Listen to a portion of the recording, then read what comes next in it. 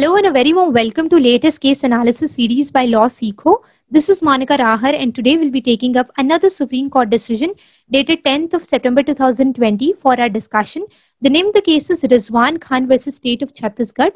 It is a three-judge bench decision of the Honorable Supreme Court which was delivered or decided by Honorable Justice Ashok Bhushan, Justice R. Subhash Reddy and Justice M.R. Shah.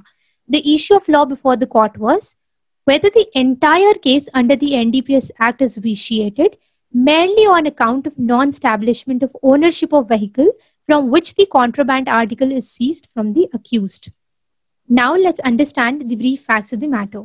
So on seizure, contraband was recovered from the motorcycle of the appellant and a co-accused, and on smelling, burning and tasting it, it was found to be ganja weighing 20 kgs. Therefore, consequently, Panchnama of search, identification and weight were made and samples seized were entered in record book and both the accused were arrested. Now, the information of this development, it was given to the Assistant Sub-Inspector J.K. Sen, who on receiving the information recorded it and lodged an FIR. The case was thus investigated by another police inspector and simultaneously Special Judge NDPS along with municipal police officer were informed of the latest developments. The lab test results also suggested that the narcotic substance found in possession of the accused and co-accused was ganja. Therefore, the accused and his co-accused, they were charge sheeted for offences punishable under Section 20, subsection B, Clause 2 and subclause B of the NDPS Act. Now let's understand what are the repercussions or the implications of being charged under this provision of the NDPS Act. So Section 20 provides that whoever in contravention of any provision of this Act or any rule or order made or condition of license granted thereunder produces, manufactures, possesses, sells, purchases, transports, imports or export interstate or uses cannabis shall be punished with a rigorous imprisonment which can extend to 10 years and will also be charged with a fine which can extend to rupees 1 lakh.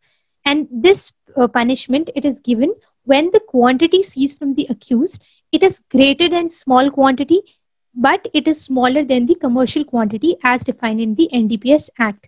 While a third person, he was charged under Section 20, subsection B, Clause 2, Clause C of the Act, and the implication of this charge is that whenever a commercial quantity is seized from the accused, the punishment is way graver than the punishment given for a quantity which is less than commercial quantity, and the punishment, it can extend to 20 years and the minimum punishment prescribed is 10 years. So the bracket of punishment is from 10 years to 20 years, while the fine can be imposed up to rupees 2 lakh and it should not be less than rupees 1 lakh. The court, however, is given the discretion of enhancing this fine above rupees 2 lakh if it deems fit to do so. Now let's proceed and understand what happened when the matter went before the trial court. So before the trial court, 8 prosecution witnesses were examined and testified, and documentary evidences like the seizure memo, the forensic report, these were admitted, and also the section 113 of CRPC statement of the accused were recorded. The appellant was held guilty by the trial court of the offences which is punishable under Section 20, subsection B, Clause 2, subclause B of the NDPS Act, and therefore the accused, they were sentenced for 5 years rigorous imprisonment and were also made to pay a fine of rupees 25,000, and in case of default in payment of such a fine, a rigorous imprisonment of 1 year was also prescribed by the court.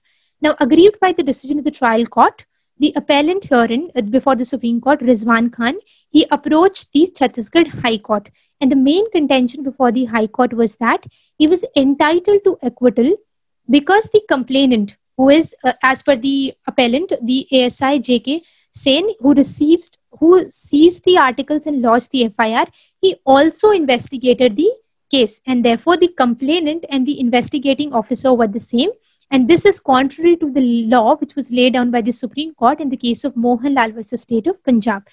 Now, here at this moment, I'd like to discuss that we've already done a case analysis of Supreme Court decision, latest Supreme Court decision, which has overturned the case of Mohan Lal versus State of Punjab, and will be attaching the link of the same in the description box of this video. So you may refer to this for that video for a clearer understanding. We'll also discuss it in the later sections of this case analysis. So the contentions which were advanced by the appellant, the Chhattisgarh High Court did not find any substantial bearing in the same, and therefore the appeal was dismissed. And hence the present appeal before the Supreme Court was preferred by the appellant. So having understood the facts and also the issue of law, now let's understand the case of the appellant and the respondent in thoroughly, and then let's proceed with the reasoning and decision of the court. So the case of the appellant was that the provisions of Section 42 of the NDPS Act were not entirely followed, and Section 42 of the NDPS Act, it provides for power of entry, search, seizure, and arrest without warrant and authorization. And apart from that, certain discrepancies in the prosecution version of the case were also highlighted by the appellant. And the first discrepancy being inconsistent witness testimony. And the second being, which is also the issue of law before the court in this matter, was that the motorcycle ownership was not established and that subsequently the motorcycle was also not recovered. And the third inconsistency being that the seized samples were marked as B1 and B2 on the spot when the contraband was recovered in possession of the accused, but the same when it was sent to the SSP and also further to the forensic, it was marked as A1, and therefore the seized contraband was not the one which was sent for the laboratory examination. And the third contention being that there is no minimum sentence which is prescribed under Section 20, subsection B, clause 2 and subclause B of the NDPS Act. And the court, if the Supreme Court is not satisfied with the case of the appellant on merits, then leniency be shown to reduce the awarded sentence by the Chhattisgarh High Court or by the trial court, which is 5 years, to a period which is already undergone, which is 3 years. So essentially, the counsel was contending that the appellant have already undergone a sentence of 3 years and he was sentenced for 5-year rigorous imprisonment. So 2 years be reduced and leniency be shown by the court. Now let's understand and proceed with the case of the respondent. So the case of the respondent was that Section 42, Section 50 and Section 55 mandate of the NDPS Act were complied with, and this compliance, it was also proved by the consistent witness testimonies. And the second being that the entire case of the prosecution cannot be discharged merely because the independent witnesses turned hostile, because the appellant's guilt was corroborated by other witnesses and also the forensic evidences on record. And the third contention being that the alleged discrepancy in sample marking, it was merely a clerical error and should not be given a substantial weightage by the court. So these three contentions were advanced to highlight that the prosecution case was established beyond reasonable doubt. Now with respect to the allegation that the complainant and the investigating officer were in fact the same, and this cannot be the same because of the law laid down by the Supreme Court in the case of Mohan Lal. So the respondent contended that ASI J.K. Sen was the one who recorded the FIR, while Police Inspector Ashish Shukla was the one who investigated the matter.